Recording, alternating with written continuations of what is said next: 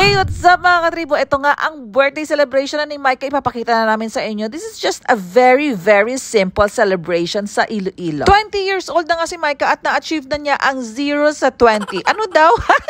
Magagalit na naman sa akin yun. Totoo nga talaga ang sabi nila na mabilis lang talaga ang panahon. Akalain mo, feeling ko talaga inire ko lang yan siya kahapon. Tapos ngayon, dambuhala na siya. Pero sexy. Ay, wabawi. Ito palang paghahanda sa birthday ni Micah ay siya na talaga nag-asikaso ng lahat. Ang gusto niyang cake, ang mga nagpa-order na kami nito ng mga pagkain niya para wala talaga masyado magluto-luto ba. Dito ko nga lang nakita yun sa may video na nag-pink pati mga bisita. Mamaya ipakita ko sa inyo. Pink ang motif niya. Hindi ko talaga alam. Siya na rin nag-decide yan. Para decision siya eh. Charis. Siyempre, 20 years old na siya. May sabot na laban na rin. Hindi makabala mag-desisyon sa kabuhi. Yeah, charis.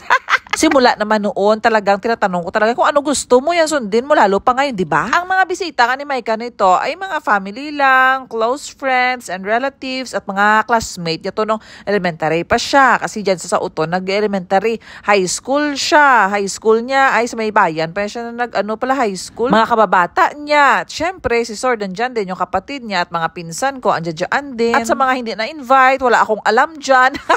Sa nasabi ko nga, siya nga nag-decide niyan kasi birthday niya yan. Wala naman ako doon. So, siya nag-invite ng mga bisita niya. Pero sa mga hindi nakakaalam, i-share ko ngayon dito. Alam nyo ba na ang celebration na yan, hindi lang birthday ni Micah. Meron kasi kaming family celebration every birthday niya. Sabay lagi yan ang death anniversary ng nanay ni Papa, lola ko. Kasi wow, sa daming pitsa talaga birthday talaga ni Micah nung second birthday niya na wala siya. Kaya naman dalawang celebration lagi, death anniversary at saka birthday niya. Pero nagtulo talaga ang laway ko sa Balenciana. Nakita nyo yun? My goodness! Paborito ko talaga yun ba? Sa ngayon, siguro na nakita nyo na mga abundant kami. Daming pagkain, mga ganon. Pero alam nyo ba, ilang taon din dati ang tiniis ni Micah na wala talaga niya siya handa kapag ka mga birthday niya. Dati sabihan ko lang siya, mag-pray ka na lang na or bibili ko lang siya ng sandwich or burger sa Jollibee at may spaghetti, ganon. Kaya naman binabawi ko ngayon na nagsiselebrate siya ng birthday niya. Pasalamat sa buhay niya. At isa pa, gusto ko talaga nagsiselebrate siya ng birthday niya. Ganon din si Sword. Kasi alam nyo ba, ako noon, wala talaga.